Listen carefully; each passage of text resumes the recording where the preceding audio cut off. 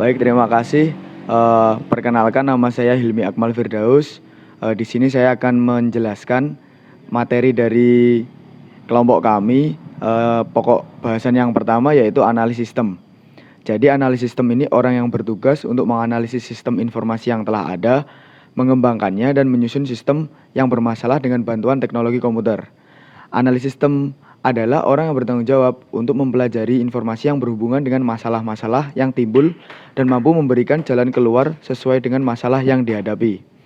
Nah, tugas seorang analis sistem ini bukan hanya menganalisis dan mendesain sistem, tetapi lebih dari itu, dia harus mampu menyajikan satu sistem informasi manajemen yang terpadu. Analisis sistem juga menawarkan suatu perubahan dengan mengembangkan teknologi terbaru yang dapat dimanfaatkan oleh perusahaan. Seorang analis sistem ini haruslah orang yang memiliki pengetahuan yang terpadu antara aktivitas bisnis, sistem informasi, dan teknologi. Nah, di Indonesia ini ada banyak istilah bagi analis sistem seperti desainer sistem, pengembangan sistem, konsultan manajemen, dan sebagainya. Namun di Indonesia ini lebih sering digunakan, lebih sering disebut analis sistem, seperti itu. Menjelaskan tentang tugas dan tanggung jawab seorang analisis sistem. Jadi analisis sistem itu tadi kan merupakan individu kunci dalam pengembangan sistem. Jadi meskipun demikian, analisis sistem itu bekerja dengan sebuah tim yang berbasis proyek. Oleh karenanya itu, seorang analisis sistem ini itu harus memiliki kemampuan berkomunikasi dengan pihak-pihak lain, seperti pemakai komputer, manajemen, teknisi, bagian administrasi, programmer, penyedia hardware dan software, database administration, dan spesialis lainnya. Seorang analisis sistem ini itu juga harus memiliki kualifikasi khusus dalam bidang-bidang komputer, lalu bidang bisnis, statistik, ataupun teknik industri. Jadi seorang analisis ini walaupun ia seorang sarjana itu perlu memiliki pengalaman dalam mengikuti pelatihan mengenai standar pengembangan sistem seperti standar sistem database, komunikasi data, pengembangan sistem, metode-metode pengembangan sistem, dan memahami tentang bagaimana menyusun studi kelayakan sistem yang dilihat dari segi biaya dan manfaat yang akan diperoleh dari sistem yang disusun. Adapun tugas umum ini, tugas umum yang dilakukan oleh analisis sistem, diantaranya yang pertama itu ada mengumpulkan dan menganalisis dokumen maupun file yang ada hubungannya dengan sistem yang sedang berjalan. Lalu menyusun dan menyajikan laporan untuk perbaikan sistem yang sedang berjalan kepada pemakai. Yang ketiga itu analisis sistem ini bertugas merancang suatu sistem perbaikan dan mengidentifikasi aplikasi-aplikasi untuk penerapannya pada komputer. Selanjutnya adalah melakukan analisis menyusun biaya maupun keuntungan yang didapatkan pada sistem yang baru. Lalu ada mengawasi berbagai aktivitas pada sistem yang baru dibuat. Selain tugas umum tadi, analisis sistem ini itu juga punya tugas teknis. Di antaranya itu ada menyiapkan gambaran kerja dan menerapkan sistem yang baru, lalu melakukan penyusunan prosedur untuk pengawasan kerja, lalu melakukan perancangan gula pengawasan pada data yang sifatnya dianggap penting sekali. Lalu dia juga bertugas melakukan penyusunan terhadap dokumen maupun file-file untuk dapat digunakan pada komputer supaya sistem yang baru ini dibuat dapat berjalan secara lancar dan efektif. Lalu kemudian melakukan perancangan pada bentuk input dan output supaya mudah dibaca dan dipahami oleh pemakai. Yang terakhir itu ada melakukan penyusun dokumentasi yang berkait dengan pekerjaan yang dilakukan oleh analisis sistem dalam merancang suatu sistem yang baru. Lalu tanggung jawab dari analisis sistem itu sendiri itu ada pengambilan data yang efektif dari sumber bisnis, lalu aliran data menuju ke komputer, kemudian pemrosesan dan penyimpanan data dengan komputer. Yang terakhir itu ada memberikan aliran dari informasi yang berguna kembali ke proses bisnis dan penggunanya. Sekian dari saya, bisa dilanjutkan oleh teman saya. Terima kasih. Materi selanjutnya adalah perbedaan tanggung jawab analisis sistem dan programmer. Nah, Yang pertama ini ada tugas analisis. Tugas analisis yang pertama ini berdasarkan metode SDL. Nah, tugas analisis yang pertama itu ada analisis sistem, yaitu adalah studi sistem bisnis yang sedang berjalan dan permasalahannya, menentukan kebutuhan aktivitas bisnis dan permintaan-permintaan pemakai sistem, dan melakukan evaluasi terhadap berbagai alternatif solusi. Tugas yang kedua, perancangan sistem, adalah spesifikasi umum dan terrinci dari pemecahan masalah berbasis komputer yang telah dipilih selama tahap analisis. Tugas yang ketiga yaitu penerapan sistem, adalah menerapkan sistem dalam operasi organisasi. Dan yang keempat, dukungan sistem, tindak lanjut yang diberikan terhadap sistem informasi manajemen yang telah diterapkan dalam operasi perusahaan. Selanjutnya, ada karakteristik programmer. Karakteristik programmer ini yang pertama, programmer hanya bertanggung jawab terhadap program komputer yang meliputi komputer, mengoperasikan sistem, dan kelengkapannya dan bahasa pemrograman yang digunakan. Yang kedua, pekerjaan programmer bukan suatu hal yang pasti. Yang ketiga, pekerjaan programmer tidak banyak membutuhkan hubungan dengan pihak lain. Perbedaan tanggung jawab antara programmer dan analisis sistem. Yang pertama, sistem analis tidak hanya berhadapan dengan program komputer. Yang kedua, kerja yang dihasilkan oleh analis sistem bukan merupakan suatu hal yang pasti. Ketiga, hubungan yang harus dijalin oleh sistem analisis lebih luas dan lebih kompleks. Sekian. Assalamualaikum warahmatullahi wabarakatuh. Saya Muhammad Adam Maulana Syaputra, NIM 18081127. Di sini saya akan melanjutkan materi mengenai peranan analisis sistem dalam menyelesaikan masalah. Jadi proses pemecahan masalah di sini itu pada umumnya dibagi menjadi 3 tahap. Yaitu pertama, mengidentifikasi masalah-masalah atau situasi yang perlu diperbaiki. 2. Menentukan hasil yang akan dicapai. 3. Mengidentifikasi dan memilih alternatif pemecah masalah yang paling sesuai dengan masalah atau kondisi yang lagi dihadapin. Selanjutnya itu kerangka kerja yang dijadikan acuan dasar dari pemecahan masalah ini, yaitu pertama, kinerja, 2. Informasi, 3. Ekonomi, 4. Pengendalian, 5. Efisiensi, dan 6. Pelayanan. Dan ini ya, mengapa analisis sistem itu diperlukan. Jadi kondisi-kondisi di mana dibutuhkan analisis sistem itu, satu, pertama, kurangnya informasi yang dapat dipergunakan untuk mengambil keputusan atau informasi mengenai situasi baru. Dan yang kedua, tidak tersedianya informasi yang akurat dengan masalah yang dihadapin. Yang ketiga, informasi yang tersedia tidak memberikan manfaat bagi manajemen. 4. Terlambatnya informasi yang dibutuhkan. 5. Berlebihnya informasi yang tersedia. Dan yang terakhir, tidak akuratnya informasi yang tersedia. Jadi ketika kondisi-kondisi tersebut terjadi, sistem analisis inilah yang diperlukan untuk memperbaiki kinerja. Jadi seperti itu. Assalamualaikum warahmatullahi wabarakatuh. Nama saya Muhammad Haris Putranto Alim, NIM 18081020-3. Di sini saya akan melanjutkan mengenai pembahasan analisis ekonomi dalam perencanaan sistem informasi. Dalam analisis ekonomi ini bertujuan untuk dukungan terhadap proses manajerial perusahaan yang lebih efisien dan dapat mengurangi pembengkakan biaya. Motif ekonomi mungkin merupakan salah satu pertimbangan dari alasan mengapa diperlukannya pengembangan sebuah sistem.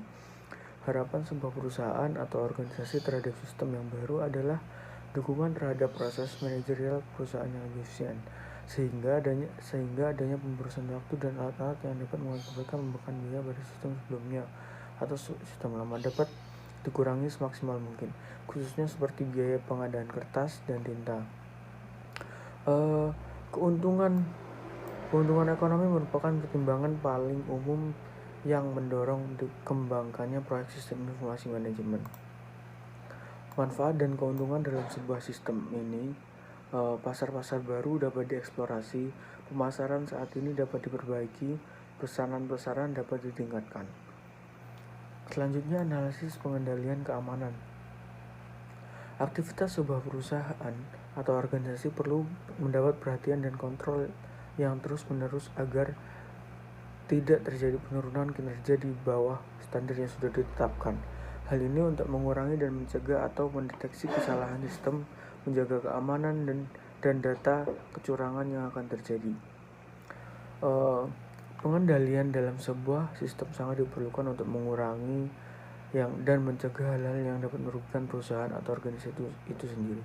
Dengan adanya kontrol, maka tugas atau kinerja yang mengalami kendala dapat diperbaiki dengan yang telah ditetapkan. Maka semua aktivitas perusahaan perlu dipantau dan dikoreksi apabila terjadi ketidaksesuaian dan dengan ketentuan. Pengendalian biasanya diterapkan untuk meningkatkan kinerja dari sistem, pencegah atau mendeteksi kecurangan atau kegagalan sistem, dan menjamin keamanan dari data, informasi, dan peralatan yang dimiliki oleh perusahaan. Pengendalian yang longgar pada sistem informasi manajemen akan menyebabkan terjadinya perbedaan antara sistem informasi manajemen dan sistem bisnis.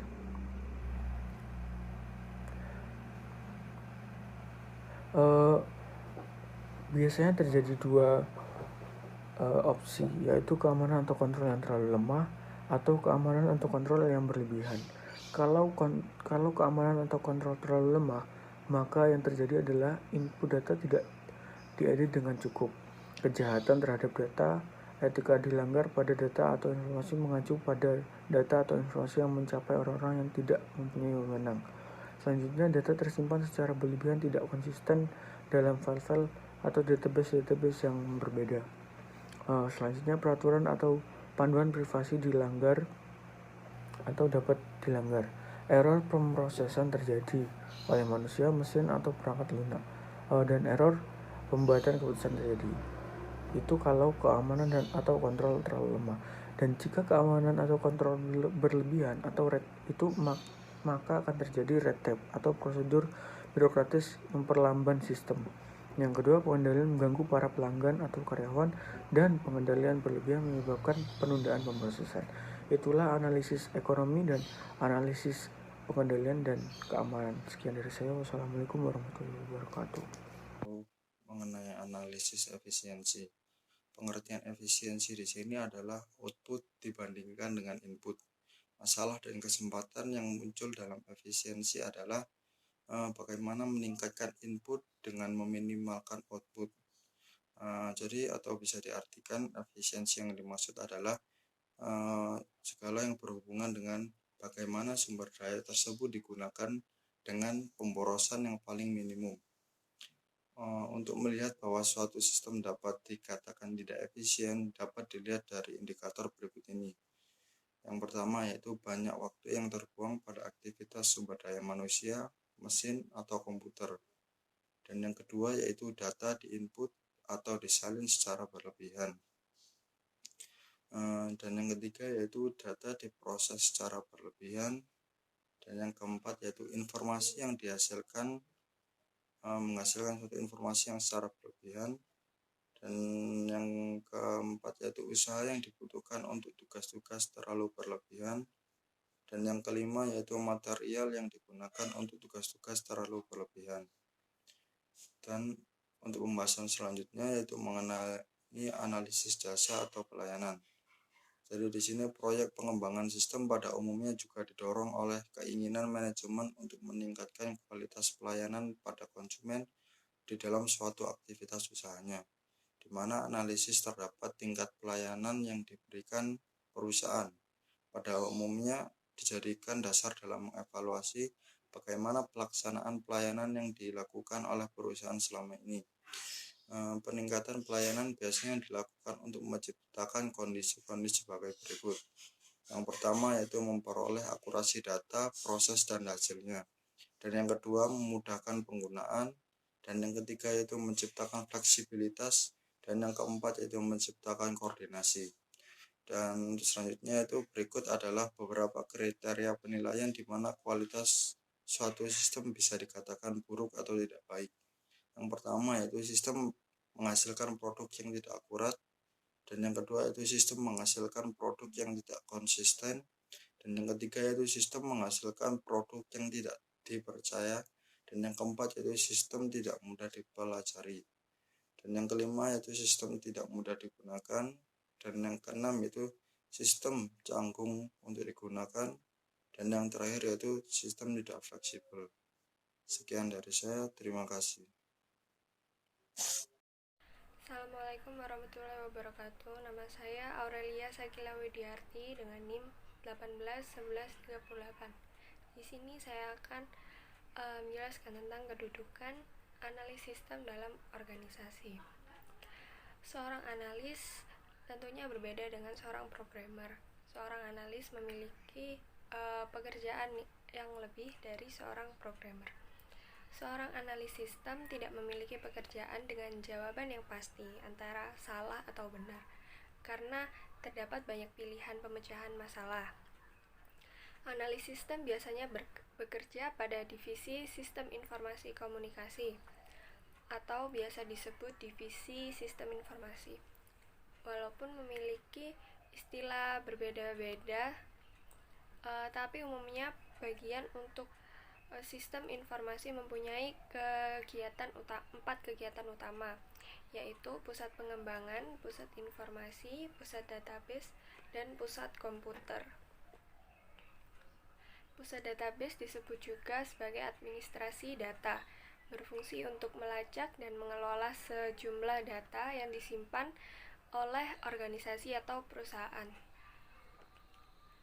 Umumnya untuk analis dan programmer bekerja pada satu divisi, yaitu divisi pengembangan. Biasanya analis dan programmer jika bekerja tim disebut juga proyek.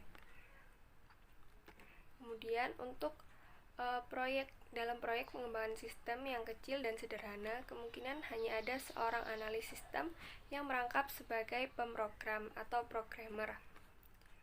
Akan tetapi untuk proyek pengembangan sistem yang besar atau kompleks, pekerjaan ini biasa dilakukan oleh sejumlah orang dalam bentuk tim.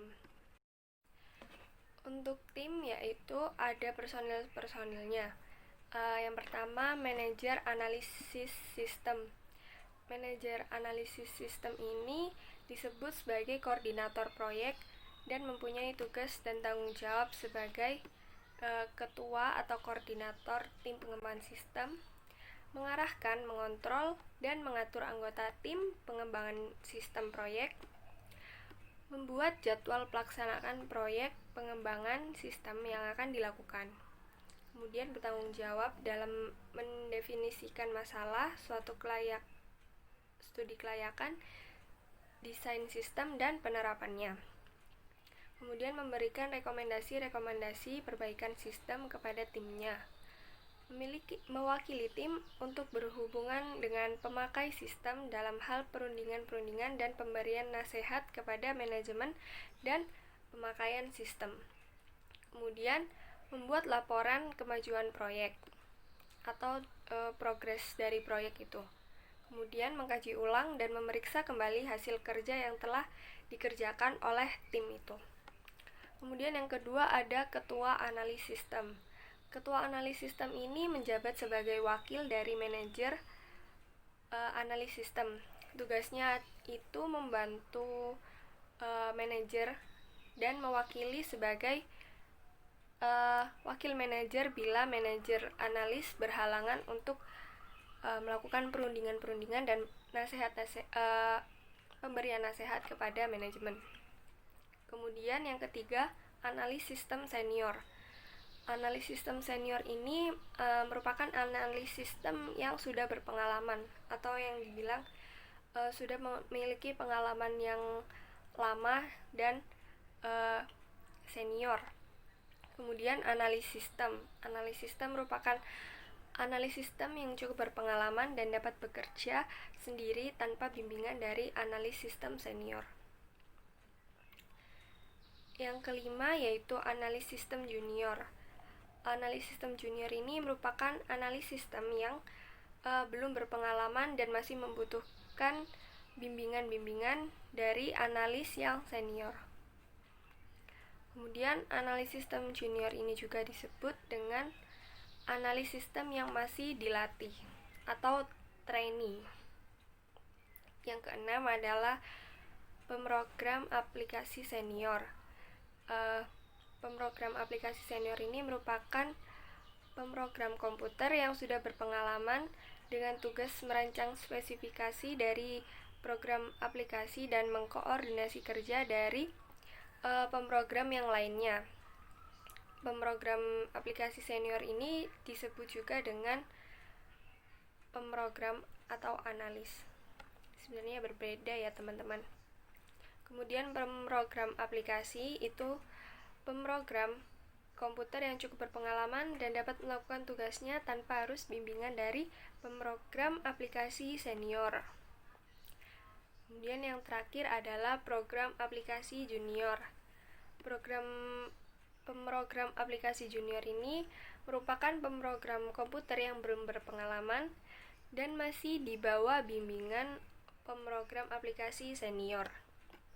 Pemrogram aplikasi junior ini hanya dilibatkan pada pembuatan modul-modul program yang sederhana.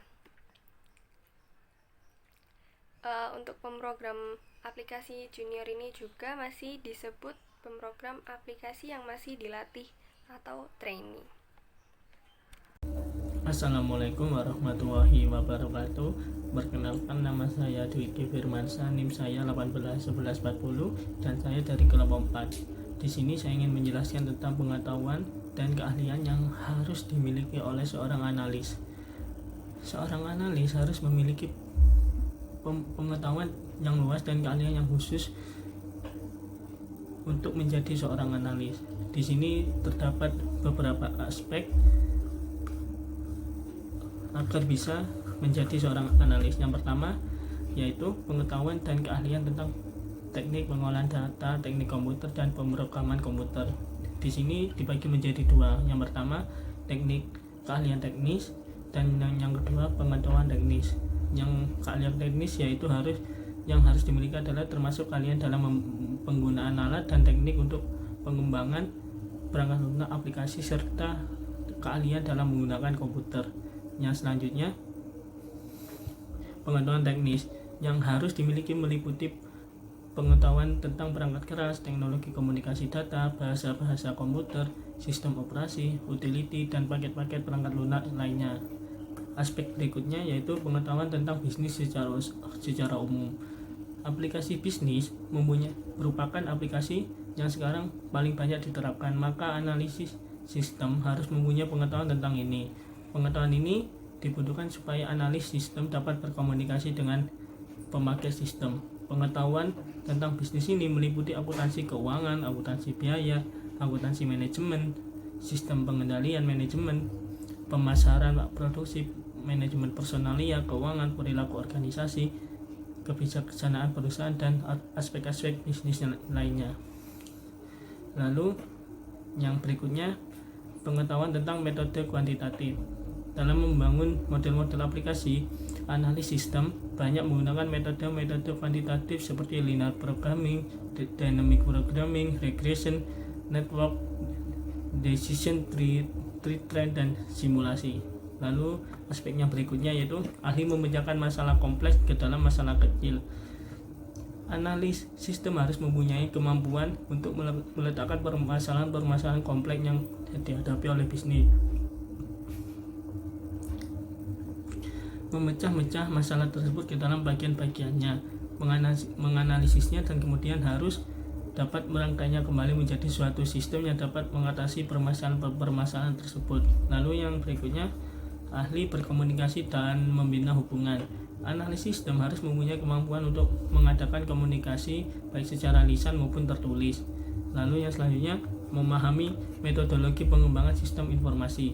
Manusia merupakan faktor yang kritis di dalam sistem dan watak manusia satu dengan yang lainnya berbeda. Analis sistem yang kaku dalam membina hubungan kerja dengan personil lainnya yang terlibat akan membuat pekerjaan menjadi tidak efektif. Apabila analis sistem tidak dapat membina hubungan yang baik dengan pemakai sistem, maka akan tidak mendapat dukungan dari pemakai sistem atau manajemen, dan kecenderungan pemakai sistem akan mempersulitnya. Lalu yang selanjutnya, analis sistem harus dapat berkomunikasi dengan efektif baik lisan maupun tulisan.